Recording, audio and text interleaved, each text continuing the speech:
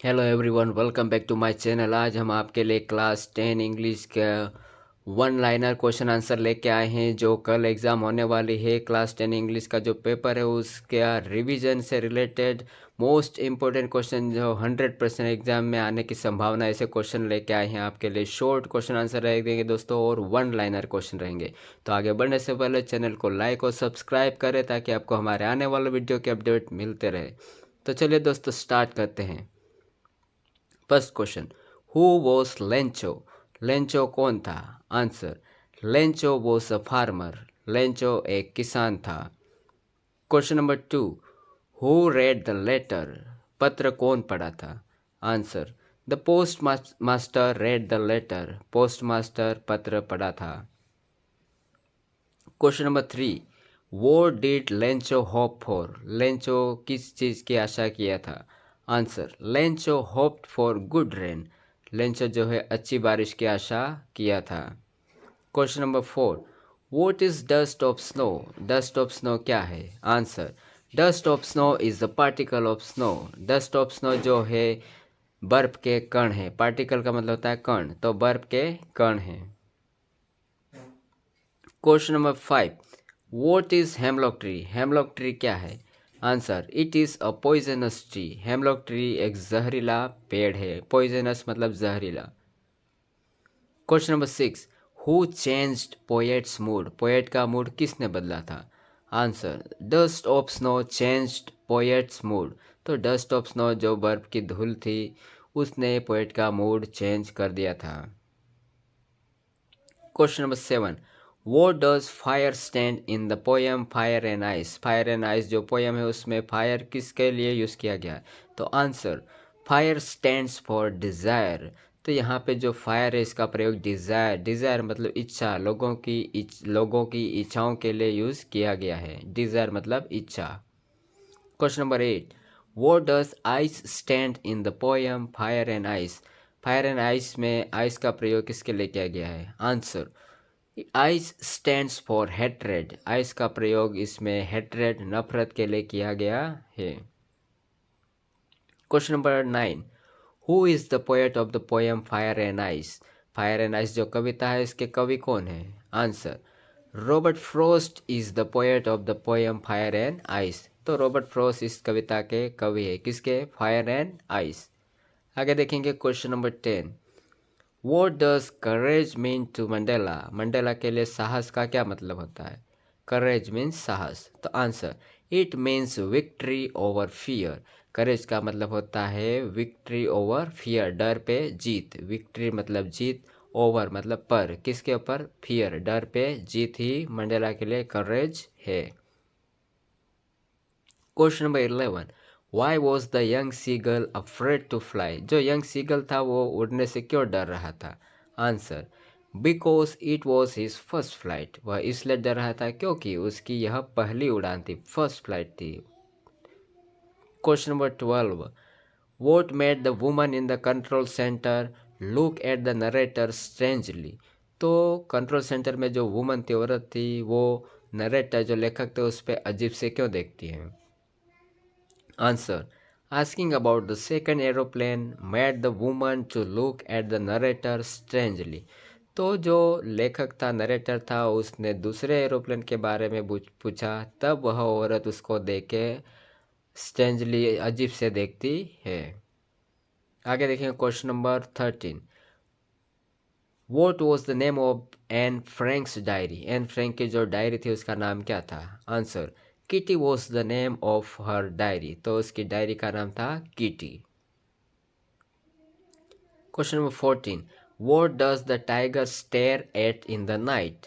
तो जो टाइगर है वो रात में किस पे घूरता है? स्टेयर का मतलब होता है घूरता है। तो answer, he stairs at the stars. वह जो टाइगर है वो रात में स्टार्स, तारों पे घूरता है या तारों को देखा करता है। Question number 15, where are the trees in the poem? जो कविता है द ट्रीज, इसमें जो ट्रीज है वो कहाँ पर है? Answer, trees are in the house of the poet. जो पोएम में जो पेड़ है वो कवि के घर में ही है। Question number 16, what are the elders in Goa nostalgic about. तो गोवा के जो बड़े बुजुर्ग हैं वो किस बारे में सोचा करते हैं। नॉस्टैल्जिक मतलब पुरानी यादों को सोचते रहते हैं। Answer, they are nostalgic about good old days. तो गोवा के जो बड़े बुजुर्ग हैं वे पुराने अच्छे दिनों को याद करते हैं। Question number 17, where is Coorg. Coorg कहाँ है। Answer, it is between Mysore and Mangalore. तो कुर्ग जो है वह मैसूर और मैंगलोर के बीच में है। आगे देखेंगे question number 18, where did the ball go. जो बॉल थी, बच्चा खेल रहा था द बॉल पोयम वाला, तो उसमें वो बॉल कहाँ चली जाती है। Answer, it went into the water. तो जो बॉल थी वह पानी में चली जाती है। Question number 19, why does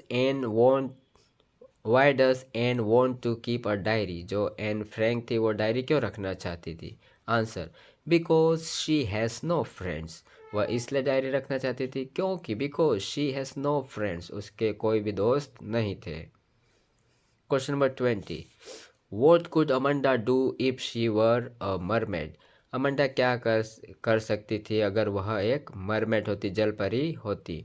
answer, she could drift blissfully in the sea. तो अमंडा अगर जल परी होती तो वो समुद्र में गोते लगाती, ब्लिसफुली खुशी से गोते लगाती है। Question number 21, what is the main crop of Coorg. Coorg की मेन फसल क्या है। Answer, coffee is the main crop of Coorg. तो कुर्ग की जो मेन फसल है वह है coffee. Question number 22, what is the main crop of Assam. Assam की मेन फसल क्या है। Answer, T is the main crop of Assam. तो असम की जो मेन फसल है वह टी, चाय है। Question number 23, what did miss do to the box. तो मैक्सवेल का जो ऑटर था जिसको मिस बिल नाम दिया था, तो वो मिस उस बॉक्स के साथ क्या करता है। Answer, he try to break the lining of the box. तो जो मिस था वो जो बॉक्स थे उसकी लाइनें को तोड़ने की कोशिश करता है। Question number 24, how does the fog come. जो फॉग है, फॉग मतलब कोहरा, तो जो फॉग है वो कैसे आता है। Answer, it comes silently like a cat. तो जो फॉग है साइलेंटली, चुपचाप बिल्ली के समान आता है। Question number 25, what was Valli's favourite pastime. Valli का जो फेवरेट पास टाइम क्या था, वह किस तरह अपना समय बिताती थी। Answer, to stand in front of the door and watch in the street. Valli जो अपना टाइम पास करती थी वह अपने दरवाजे के सामने खड़ी होकर बाहर गली में देखा करती थी। Question number 26, why did Custard cry for a nice safe cage. Custard जो ड्रैगन था वह अलग पिंजरे की मांग क्यों करता है, उसके लिए अलग पिंजरे के लिए क्यों क्राई करता रोता है। Answer, because he was very cowards. तो कस्टर्ड जो था दोस्तों वह बहुत कावर्ड था, डरपोक था, इसलिए वह एक अलग पिंजरे की मांग करता है। Question number 27, where did Siddhartha Gautama get enlightenment. तो सिद्धार्थ गौतमा को कहाँ पे ज्ञान की प्राप्ति होती है। एनलाइटनमेंट मतलब ज्ञान की प्राप्ति या मोक्ष की प्राप्ति। तो answer, he got enlightenment under a peepal tree. तो सिद्धार्थ गौतम को ज्ञान की प्राप्ति पीपल के पेड़ के नीचे होती है। Question number 28, why is Mrs Pumphrey worried about Tricki. Mrs Pumphrey जो थी ट्रिकी के लिए क्यों चिंता कर रही थी। Answer, because he was unwell. Mrs Pumphrey Tricki के लिए इसलिए चिंता कर रही थी क्योंकि वह अनवेल था, वह स्वस्थ नहीं था। Last question, question number 29, what does he get from Anil in return for his work. तो जो हरि सिंह था वो अनिल से अपने काम के बदले में क्या प्राप्त करता था। Answer, he gets food and education. तो हरि सिंह जो था अनिल से अपने काम के बदले खाना और शिक्षा प्राप्त करता था।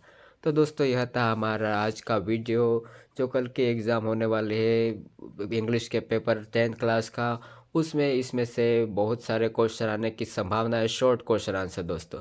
तो ऐसे और अपडेट आप पाते रहोगे दोस्तों, तो चैनल को लाइक और सब्सक्राइब करें। Thank you.